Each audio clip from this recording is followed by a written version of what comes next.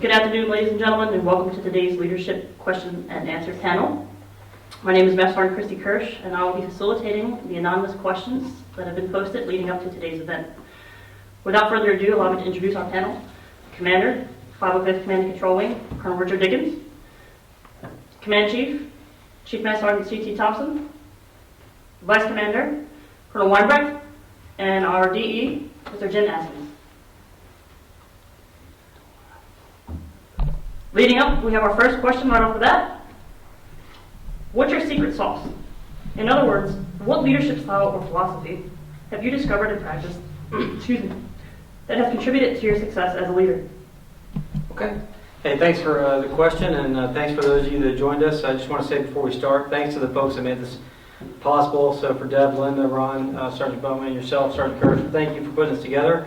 We'll share with you our philosophies and our thoughts, and hopefully it's useful for someone out there. And you know, we've got a great leadership team, and so I'm actually excited to hear their perspective on these questions too. So with that, I'm going to let them kind of take first swing of it, and then I'll provide some comments myself. So with that, Chief, I'll hand it over to you. What's your secret sauce? All right, boss, appreciate it. My secret sauce, I think we all kind of understand and learn this early on, is servant leadership.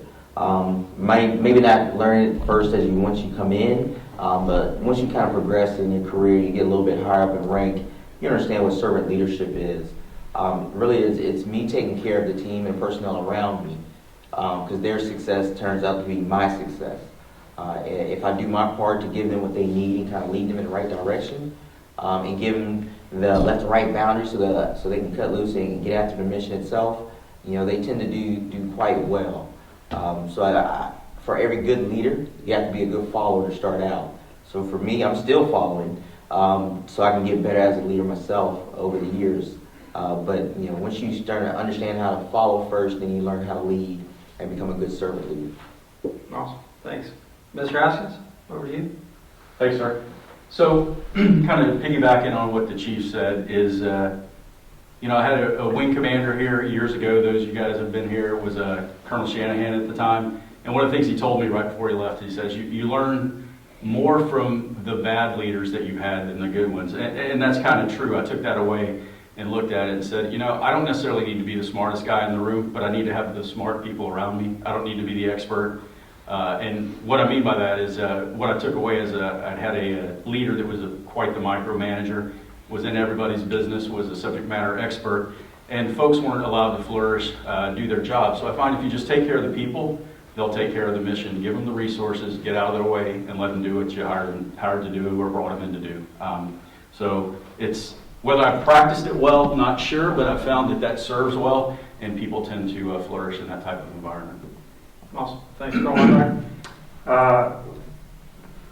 So I think I'll go back to when I was about to be the DO of my first squadron I was going to go into as the DO. The commander asked me, what kind of leader do you want to be? And I gave him all the right words, right? All the right buzz terms, all the right doctrinal things that we learn about what leaders should be. And I immediately, after I left that appointment with him, I regretted it. And I thought to myself, the leader I want to be is the leader that I already am, just being myself. And I think that's important, is that you just be true to yourself and you do the things that you think are right that got you to that point to be selected as a leader, because it's gotten you that far. And if you're true to yourself, you can kind of rest easy at night that you're making the decisions that are good within your heart and good for the organization.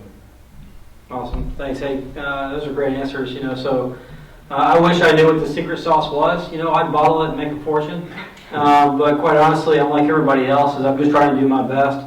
You know, I think I learned on a lot of different folks I've learned from. I've had a lot of great, you know, role models over the course of my career. Too many certainly to name here. You know, but for me, I think a lot of times it boils down to the fact that, you know, leadership is less about education, more about inspiration and motivation. You know, so oftentimes I think we know to do the right thing. It's just a function of trying to educate ourselves, inspire ourselves, and motivate ourselves to be able to do it. You know, and so one thing I talk about is that, you know, inspiration is like burning Kleenexes. You got to keep feeding the fire constantly, right? So you got to keep after it, because really I think that's where the hallmark of leadership is, being able to provide that vision, provide that picture, provide that idea of where we're going to try to go.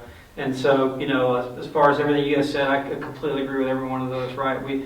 we're here to serve others. You know, we try to learn from the folks that didn't do it so well and try to set an example, but know that we're going to fail a little bit ourselves. And you know, you know, there's so many different lessons I've picked up from different people as far as along the way that I just try to implement a little bit of those constantly. And you know, I think it really does boil down to the idea that, you know, rising tide floats all boats. You know, if you try to lift others around you, they're going to lift you up as well. And really the goal is about the team. You know, I grew up with many role models. One of them was a sports team. The coach of that team, Coach Smith, used to say that, you know, it's about the name on the back of the jersey, the front of the jersey, not the back of the jersey, right? Who do you represent? You know, so for us, we represent the Air Force. You know, and we're just trying to do right by our airmen. Trying to take care of them. And so, you know, I wish I had an answer for the formula, but I really think it's just about, you know, a million different techniques and trying to find which one's yours and understand the type of personality you are, and that, you know, if you're in a leadership position, you probably are there for a reason. And so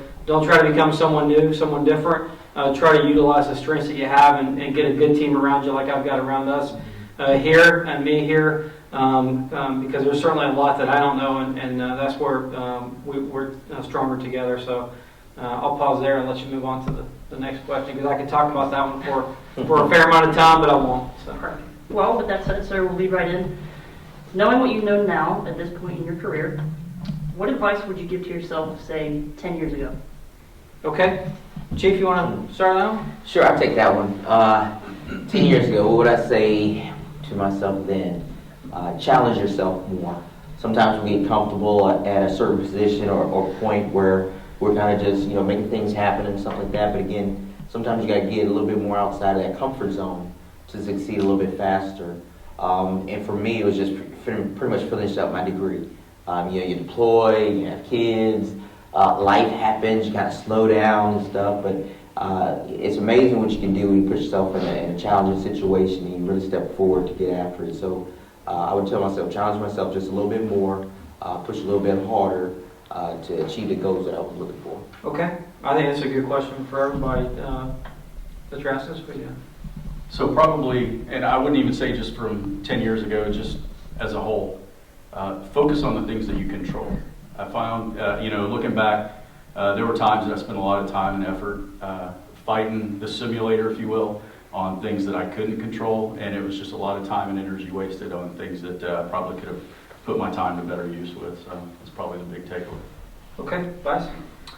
I would tell myself that, number one, invest in Amazon. And then I would definitely tell myself to get better at networking. I think that's been one of my downfalls, is that the Air Force seems so small when you get older and later on in your career, but I didn't do as good a job as I should have when I was younger at networking. And you'd be surprised at the folks that kind of resurface throughout your career that you meet when you go to a staff job or you get to a certain job, and folks, just familiar faces are always very valuable, and leaning on some friends, like Colonel Dickens said, if you surround yourself with good people, that's great. And doing networking at an early age is one of the ways to get there. Yeah, that's good. I'll kind of piggyback on that one a little bit. I'll give you my answer is relationships. You know, so, you know, to his point, to Vice's point, Air Force will send us to a lot of different training opportunities, right? And sometimes we go to those and we try to figure out how quickly we can get done with what's required of us and then get out of there for the day. And it's a missed opportunity, certainly over the course of my career, to build stronger relationships with those that are serving with me. And so if I were to go back and tell myself what I was going to do better over the last 10 years, it would have a much bigger Rolodex of folks that I've built a stronger connection with, so that I could lean on them, so that when I do make, you know, need to work an issue, there's folks that I've that know me and understand me, and I know them and understand them, and so it's just easier to start there than starting from zero. And so you know, I'll kind of say that that's what I would lean on, you know, and that's probably natural for someone who's an introvert as well, right? So, you know, one of the things I, you know, encourage people to do is understand their strengths and understand their weaknesses. You know, and as a leader, I try to leverage other people's strengths and I try to work on my own weakness, right? So the idea being that, you know, if you get folks to work on what they're good at, they're probably going to thrive at it. And then for yourself, though, you got to try to figure out how do you make what is not the best in your repertoire a little bit better to make yourself a more holistic leader. So that's what I'll give you for that one. Speaking of building leaders, what's your opinion on stratifications, both officer and enlisted? What advice would you give future leaders, such as flight commanders, squadron commanders, even superintendents, on how they rank their personnel? Okay, Chief, if you want to talk enlisted, then the vice and I'll talk officers. Okay, sure. Stratification, sensitive subject for me. You're looking at a command chief who only got stratted once in his career, and that was when I made the command chief list. So senior master sergeant didn't get stratted, master sergeant didn't get stratted. But again, I was in key positions where I was filling or swinging well above my weight.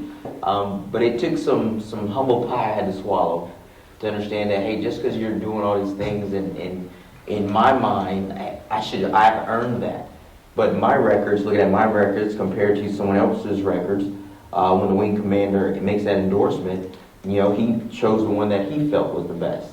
So I tell all the senior enlisted guys, and girls, don't get lost in strats. You can still get promoted without it.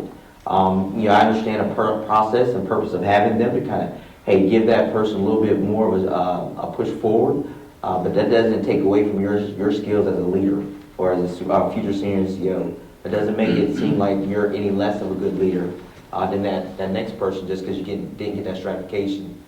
It took me a little time to realize that, but commanders only get so many. Smaller wings, even less. And it really comes down to what's in the records that's going to speak for themselves. So I tell everybody that listen, I was like, hey, go for strats. It's good. Do what you're doing now, because again, that's going to project and it's going to show on the record. But don't get lost in those and understand that you can make it without it. I'm a prime example. Okay, Vice? I think the strats are a necessary evil in the imperfect evaluation system that we have, I guess. If I was to give any advice to folks that are looking at strats or that are the ones responsible for giving strats, it would be have a broad view, a long-term view of where that strat is going to be placed, how it's going to be used, and how it's going to impact someone in the future.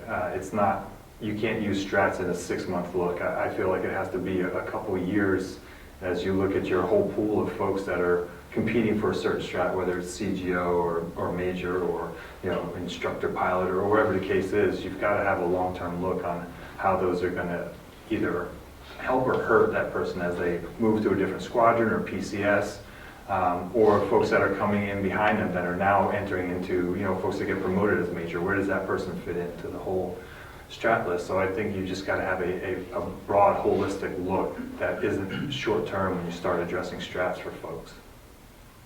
Yeah, you did a good job of picking questions. I think I could talk about for the entirety of the block here. So, we didn't discuss our answers ahead of time for any of these questions, but I had a very similar answer to you, which is that in my mind, stratifications are an imperfect tool for an imperfect system. They're kind of helpful to provide some form of feedback. I encourage folks, kind of like you said, Chief, that don't chase the strat, let the strats catch you, right? Do the best you can, and you'll get taken care of. My fear is that strats sometimes become a self-fulfilling prophecy, right? So people live off of past reputation, and as leaders, we got to make sure that we're doing a good job of assessing folks where they are and not where they've been. And so we got